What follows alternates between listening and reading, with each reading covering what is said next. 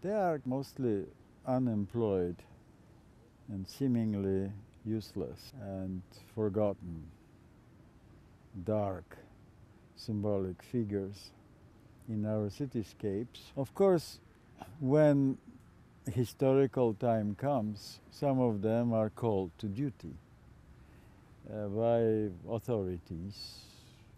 For example, many of statues to South African War in Canada were very much asleep, but during the Falkland Island or Malvinas War, suddenly you could see people were placing flowers on their steps. It was a revival of some old identity that those statues were transmitting, or cenotaphs or obelisks. But between those moments, or moments of public protests where people are sitting on the shoulders of statues, calling them to witness new events or recalling their witness, historical witness, they are pretty much quiet and in dark, kept in dark, not even illuminated, like this one.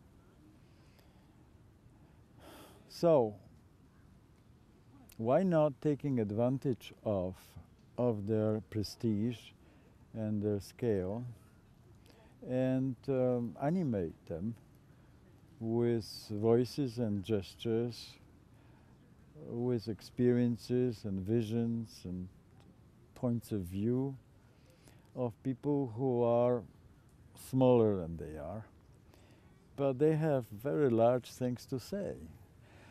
So maybe temporary, they can become public monuments. In fact, I am thinking of people who are already monuments.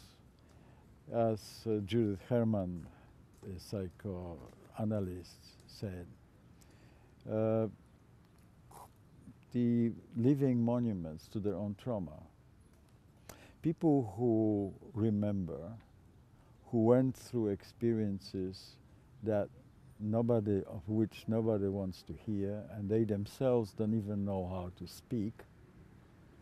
So giving them opportunity to become, even for a moment, a public statue, even in the park or some municipal space, and share their experience with unsolicited act of speech. It's an opportunity not for everybody, for those among strangers, immigrants, returning soldiers,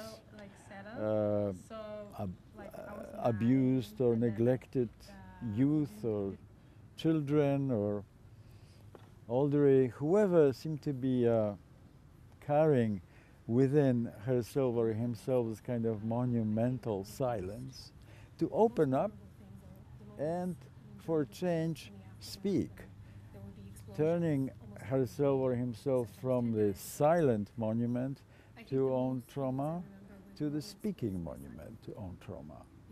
So sometimes it's easier to tell the truth through public space than to the closest person in your own household. There is a clinical quality of public space because it's charged with democratic expectations and hopes. It's a space of rights. It's a space where people are supposed to recognize each other and bring new meaning to such encounter and exchange points of view freely, unlike in a domestic environment or in a labor situation or in front of immigration officials or your own parents. You're not that open. So they could, on condition that the process of animating and speaking through monuments is long and complex enough for them to develop their capacity to speak step by step.